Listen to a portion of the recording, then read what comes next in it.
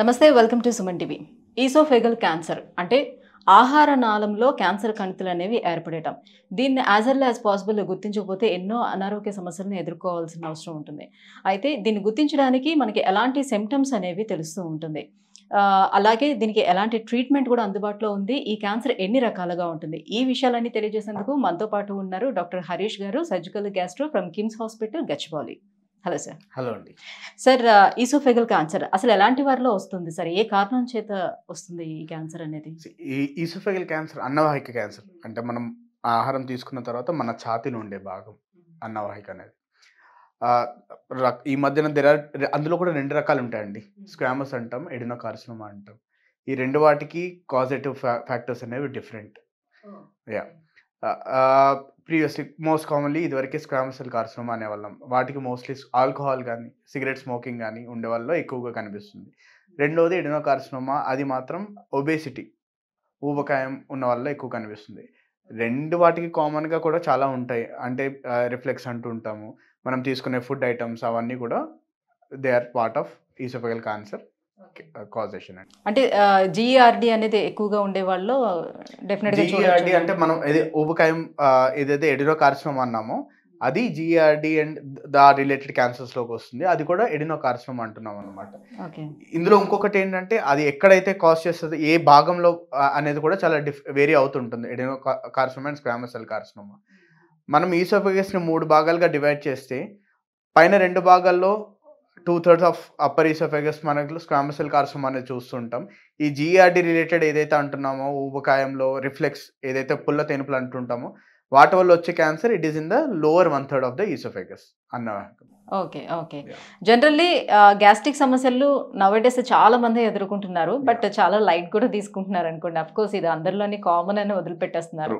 So ఈ gastric సమస్యని light తీసుకుంటే ఫర్దర్ గా వచ్చే ఇష్యూలో కూడా ఇది ఒక భాగం అంటారా? డెఫినెట్లీ అండి. ఇదివరకే ఒక 10-20 years back when you take cancer, ఏదైతే అన్నవాహిక క్యాన్సర్ తీసుకుంటున్నామో రేషియో చూస్తే మోస్ట్ కామన్గా మనం చూసేది స్క్వామస్ సెల్ కార్సినోమా అనేవాళ్ళం. ఏదైతే మన ఫుడ్ హ్యాబిట్స్ మారాయో, ఫాస్ట్ ఫుడ్ అనేది ఇంక్రీజ్ అయిందో, లైఫ్ స్టైల్ అనేది మాడిఫై, ఇండస్ట్రియలైజేషన్ బేసికలీ అయిందో, ఆ తర్వాత మనకి మోస్ట్లీ ఎడినోకార్సినోమా అనేది ఎక్కువగా కనిపిస్తుంది. అదే లోవర్ ఈసోఫేగల్ కార్సినోమా. ఎందుకు అంటే డెఫినెట్లీ మనం ఏదైతే గ్యాస్ ఈజీగా స్ట్రెస్ అంటున్నామో, గ్యాస్ ప్రాబ్లం అంటున్నామో, తేనుపులు అంటున్నామో, సరిగ్గా ఆహారం తీసుకోకపోవడం వల్ల వచ్చే సమస్యల వల్ల మనకి ఈ క్యాన్సర్ అనేది పెరుగుతూ వస్తుంది అనమాట. అది ఎందుకు అంటే ఈ అన్నవాహికలకి పొట్టకి ఉండేది లైనింగ్, లోపల ఏదైతే లైనింగ్ మనం నోరులో కూడా చూసుకుంటే ఒక షైనీ లేయర్ ఉంటుంది. అలాగే మనకి మొత్తం పేగు మొత్తం ఆ షైనీ లేయర్ అనేది ఉంటుంటుంది అనమాట. సో అన్నవాహికలో ఉన్న ఆ షైనీ ఏదైతే లోపల లేయర్, పొట్టలో ఉండే లోపల లేయర్ 2 డిఫరెంట్. ఆ 2 డిఫరెంట్ ఎందుకంటే అన్నవాహికలో మనకి యాసిడ్ ఉండదు, పొట్టలో వచ్చేసరికి యాసిడ్ ఉంటుంది. సో ఆ డిఫరెన్స్ మనం ఎప్పుడైతే ఈ ఫాస్ట్ ఫుడ్స్ అనేది తీసుకుంటున్నామో, వెయిట్ అనేది పెరుగుతున్నామో, ఈ యాసిడ్ అనేది మన అన్నవాహిక లోవర్ పార్ట్కి వెళ్తూ ఉంటుంది, కింద భాగంలోకి ఎక్స్పోజ్ అవుతుంటుంది అనమాట. యాసిడ్ ఎక్స్పోజ్ అయ్యేసరికి అప్పటి వరకు యూస్ కానీ ఆ లోపల layer it will start becoming, పొట్టలో ఉండే లేయర్కి మారడానికి ట్రై చేస్తుంటుంది. ఆ మార్పులోనే it will start becoming cancer.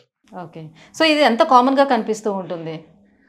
ఎంత కామన్గా అంటే with the increasing and changing times ఇదివరకు అయితే 1 in 1 lakh, 1 in 50,000, 1 in 70,000 అనేది ఇప్పుడు 1 in 10,000 వరకు వస్తుంది. ఓకే. సో మరి దీన్ని సిమ్టమ్స్ ఏ రకంగా మనం తెలుసుకోగలుగుతాం సార్? ఇప్పుడు గుర్తించాలంటే ఏదో ఒక సిమ్టమ్ మనకు తెలియాలి కదా, ఎట్లా తెలుసు? ఈసోఫేగల్ కార్సినోమా డిసడ్వాంటేజ్ అదండి, ఫస్ట్ సిమ్టమ్స్ రావు. ఆల్మోస్ట్ ఒక 3rd stage తర్వాత మనకు చాలా వరకు సిమ్టమ్స్ తెలుస్తూ ఉంటాయి.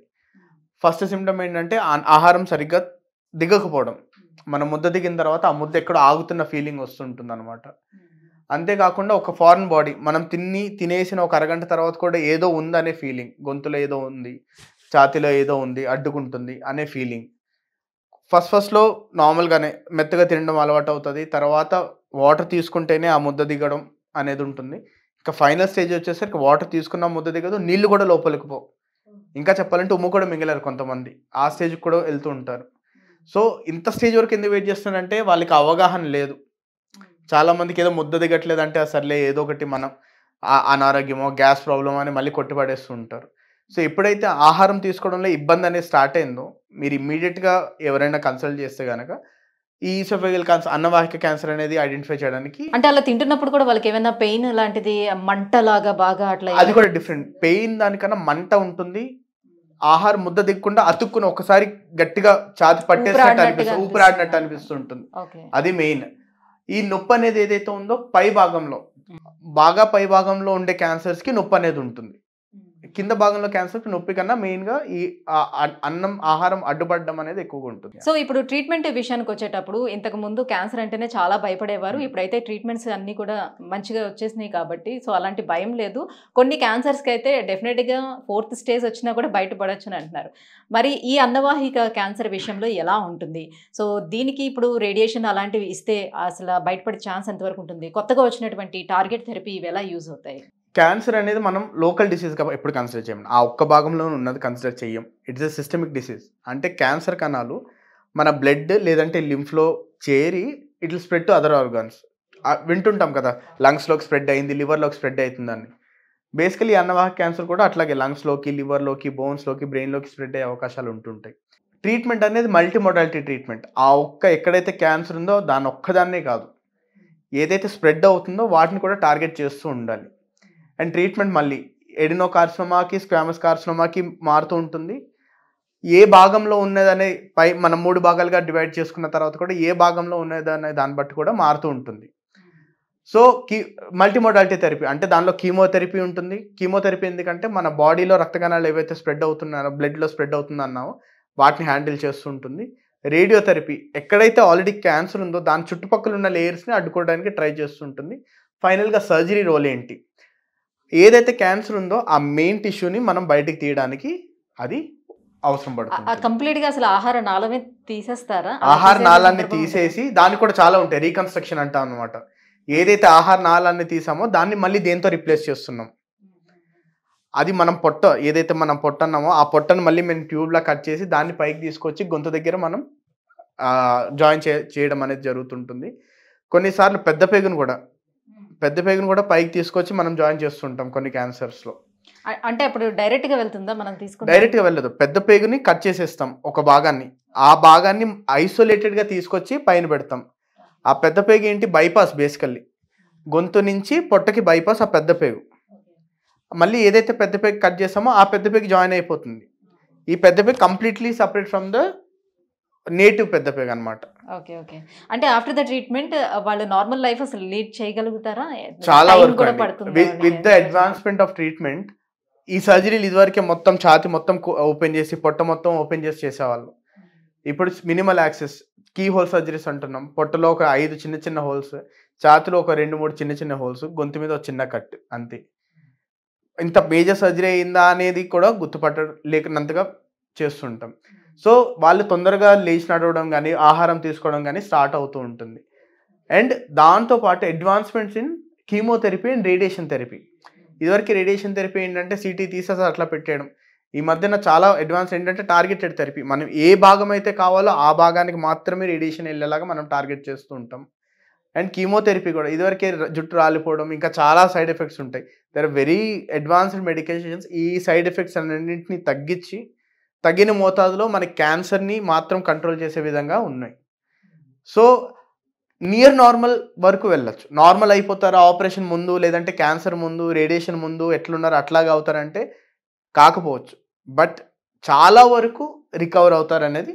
అంటే జనరల్లీ క్యాన్సర్ వచ్చిన వాళ్ళకి కొంచెం వాళ్ళ లైఫ్ స్పాన్ మాత్రమే మేము పెంచగలుగుతాం.